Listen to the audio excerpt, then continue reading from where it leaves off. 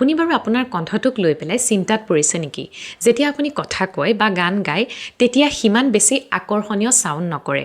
আজি কেইটামান কথা জানি লওক যিকেইটা কথাৰ জৰিয়তে আপোনালোকে নিজৰ কণ্ঠটোক খুব বেছি ধুনীয়া বা আকৰ্ষণীয় কৰিব পাৰে এইটো কেৱল ছিংগাৰসকলৰ কাৰণে নহয় যিসকলে কথা কয় যিসকলে নাটক কৰে ভাওনা কৰে যিসকলৰ মুঠতে ভয়েস আৰ্টিষ্ট তেওঁলোকৰ কাৰণেও এই ভিডিঅ'টো আজি মই আপোনালোকক কম ভয়েস ভেৰিয়েশ্যনৰ বিষয়ে ভয়েস ভেৰিয়েশ্যন বুলি কোৱাৰ লগে লগে সৰুকে কোৱা বা ডাঙৰকে কোৱা সেইটো কথা কিন্তু নুবুজায় ভয়েস ভেৰিয়েশ্যন বুলি ক'লে কি বুজা যায় জানেনে কথা কওঁতে হওক বা গান গাওঁতে হওক সেই এটা লাইনকে আপোনালোকে ডিফাৰেণ্ট সাউণ্ডত ডিফাৰেণ্ট টিউনত ডিফাৰেণ্ট ইমোশ্যনত আৰু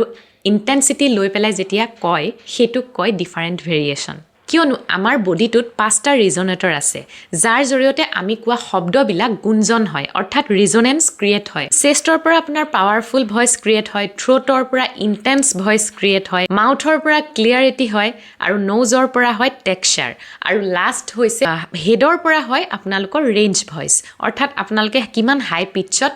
নোটবিলাক হিট কৰিব পাৰে বা কথা কওঁতেও আপোনালোকে হিট কৰিব পাৰে গতিকে এই 5টা ৰিজনেন্স আপোনালোকে মনত ৰখা উচিত আৰু সেই 5টা ৰিজনেন্সত আপোনালোকে যদি সঠিকভাৱে ইমপ্লিমেন্ট কৰি পেলাই কথা ক'ব পাৰে বা গীত গাওঁতে ব্যৱহাৰ কৰিব পাৰে তেতিয়াহে সেই আসল মজাটো ওলায় আৰু কথা কওঁতে হওক বা গীত গাওঁতে হওক তাক আকৰ্ষণীয় কৰি তোলে আৰু এনেকুৱা ধৰণৰ ভয়েসৰ লগত ৰিলেটেড কথাবোৰ জানিবৰ কাৰণে এতিয়াই মোক ফলো কৰি লওক আৰু কে মিউজিকেল সহায় চেনেলটোৰ লগত জড়িত হওক অকল ছিংগাৰসকলে নহয় যিমানবোৰ ভয়েস আৰ্টিষ্ট আছে সকলো জড়িত হওক নিজৰ কণ্ঠটোক আকৰ্ষণীয় কৰি পেলাই অডিয়েন্সৰ মাজলে আৰু বেছি লৈ যাওক কাৰণ যেতিয়া কণ্ঠ আকৰ্ষণীয় হ'ব সিমান বেছি আপোনালোকে গ্ৰথো কৰিব পাৰিব গতিকে ভিডিঅ'টো ইনফৰ্মেটিভ লাগিলে লাইক কৰিব কমেন্ট কৰিব যিমান পাৰি সিমান শ্বেয়াৰ কৰিবলৈ নাপাহৰিব আৰু সেভ কৰি থব যাতে ভিডিঅ'টো হেৰাই নাযায়